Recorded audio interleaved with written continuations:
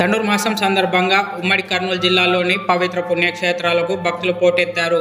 ధనుర్మాస వేడుకలలో భాగంగా ఉమ్మడి కర్నూలు జిల్లాలోని ప్రముఖ శైవక్షేత్రాలైన మహానంది, యాగంటి, అహోబిలం, శ్రీశైలం ఇలా పవిత్ర పుణ్యక్షేత్రాలకు భక్తులు భారీ ఎత్తున తరలి వెళ్తున్నారు.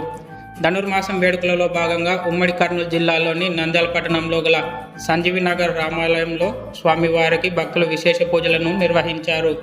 ధనుర్మాసం వేడుకలలో భాగంగా స్వామివారికి పులిహోరతో స్వామివారి రూపాన్ని అలంకరించి అనంతరం విశేషంగా తిరుప్పాడ సేవను నిర్వహించారు.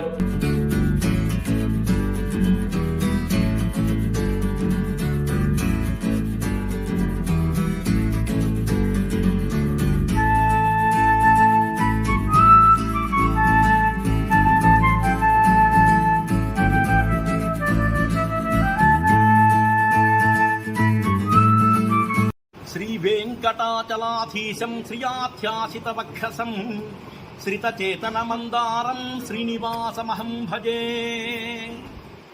నంద్యాల పట్టణంలో నడిబొడ్డున ఉండేటువంటి సంజీవనగర్ వెంకటేశ్వర స్వామి యొక్క దేవాలయంలో ఈ రోజున తిరుమలలో జరిగినటువంటి విధంగా ధనుర్మాసోత్సవాల్లో భాగంగా తిరుప్పావడ సేవ అనేటువంటి విశేష సేవ జరిగింది.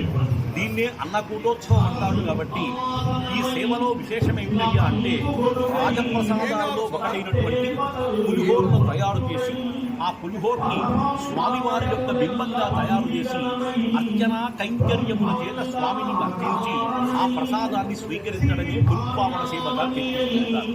ఇంట్లో విశేషంగా స్వామివార్లకు, అమ్మవార్లకు అర్చన కైంకర్యాలు, రాజోపచారాలు, అదేవిధంగా వేదమంత్రములు, స్వస్తి సూక్తములతో జరిగేటువంటి సేవ ఉపాయమానంగా.